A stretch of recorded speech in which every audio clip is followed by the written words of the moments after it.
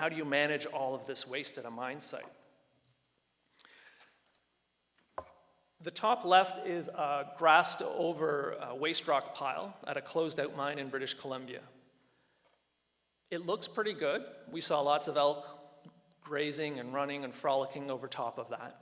But underneath, the water that's percolating through that waste rock pile still needs a massive water treatment plant, not unlike the one that you see on the top right, where lime is added and the lime precipitates out the metals and raises the pH. For the tailings, they're typically put in behind an impoundment like the one you see on the bottom left. And the impoundment serves not only to contain the tailings, but also to keep a water cover over top of them. And that water cover isolates the tailings from the atmosphere and reduces the potential for the generation of that acid mine drainage. In Canada, as in the States, recent rule changes have allowed mining companies to start to use natural water bodies like lakes and wetlands to create that water cover. So on the bottom right, you see what used to be a small lake called Trout Pond, which is now the tailings impoundment for a zinc mine in Newfoundland. There's also, these facilities will have to be maintained forever. In one of the news articles about Bald Mountain, Mr. Irving commented on the fact that they've got lots of experience doing water quality at some of the pulp mills in the region. Well, one of the major differences between pretty much any other industrial facility, except maybe nuclear plants, and a mine, once you shut the door and leave the mine, the potential for environmental damage doesn't go away. Those wastes will remain on site and remain either acid generating or potentially acid generating for hundreds, if not thousands of years.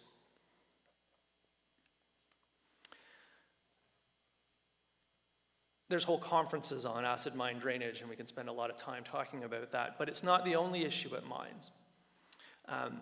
Mines also just have to deal with water in volume. If you have an open pit, especially in a place like Maine, that pit is naturally going to fill back up with water. And so you have to keep it empty. That means pumping out the water constantly, lowering the local groundwater level and potentially drying up springs and wetlands. And we heard about vernal pools. You know, ephemeral spring-fed systems may virtually disappear in the area surrounding the mine. For how wide a distance is difficult to know without knowing the detailed groundwater dynamics. The water may also be contaminated with things like hydrocarbons from the fuel used, nitrates from the explosives, and a variety of other contaminants. And then there's not just the mine to think about, there's also what we refer to as the mine's shadow. That's all the other things that feed into the mine to support it. So mines consume a tremendous amount of energy. Where do they get that energy from? Are they using diesel generators? Are they burning coal? Is it a hydro dam? Is it a biomass plant? How does that electricity then get to the mine? Are new power corridors needed? How will the minerals be moved about, trucked or trained, and what are the impacts of all of that?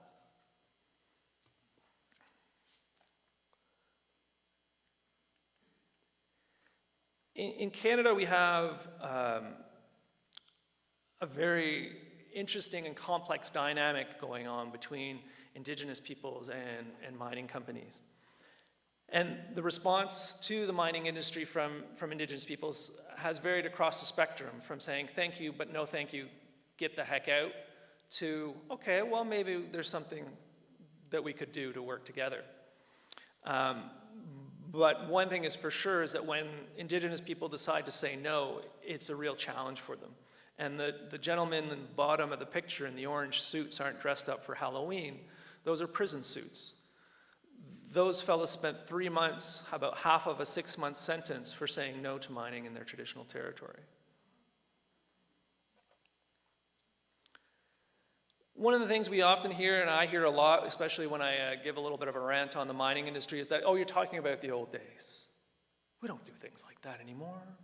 We've got it all figured out now. All that mines that you had in New Brunswick before, Blue Hill and Callum, is that, Calvin?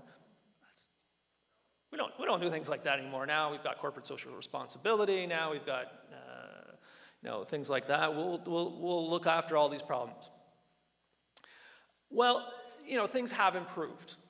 Absolutely, things are not entirely what they used to be. But to say that there's no impacts, to say that you can mine a sulfide deposit with 40% sulfur and not have environmental impacts isn't borne out by the facts and by the current experience. Some very recent examples from my knowledge of Canadian mining. Just last week, I spent a whole bunch of time on the phone with reporters talking about the fact that American mining company operating in Quebec had its 5th spill in 18 months, an iron ore operation called Lac Bloom. Through some of my own digging and research, not something broadly advertised either by the companies or by the government, I discovered that a mine in Ontario has failed half of its acute lethality tests. So this is where you put trout in an aquarium and expose them to mine effluent for 48 hours. And if half of them survive, then you pass. If half of them die, you fail. Hardly a precautionary or rigorously protective expectation. Well, this mine has failed half of its tests. So half of the times it's tested its effluent, they've been acutely lethal to trout. Across the country, the financial securities posted to ensure proper cleanup of mines have been found to be inadequate. And we still really haven't got our head around what to do with these sites that will require what we call perpetual care and maintenance. That's things that need to be looked after forever. Why on earth would anybody want to have a mine then? After all of this, what would you be thinking to try and open a sulfide mine in your home state? Well, of course, the promise is always about jobs, jobs, jobs, jobs, jobs, economic growth, economic growth, economic growth. And mines, no doubt, will provide a certain number of jobs if they begin. And they will provide a certain amount of economic activity and growth. And mines are quite good at improving the really sort of standard way we look at economics. So export, GDP, jobs, all of those things can be affected positively by mining. But there's a number of really important questions to ask when people talk about jobs, jobs, jobs, jobs, and growth, growth, growth. Jobs for who? The unemployed people of northern Maine, by and large, are not likely to get jobs in a new mine operation. This was a reality that we have come to understand, and most recently with a big mining project that's very controversial in BC, where the company has gone in and wooed the town with lots of promises of jobs. Buried deep in its economic impact assessment was a statement that most of the jobs would not go to local people, because if local people were already unemployed, they probably didn't have the qualifications or the skills that they needed to get a job at the mine. How long would those jobs be there for? Mining is a notoriously cyclic industry that comes and goes. How much are they actually likely to pay in taxes? Mines in Canada are very good at not showing any profit for tax purposes. And if there's no profit for tax purposes, there are no taxes.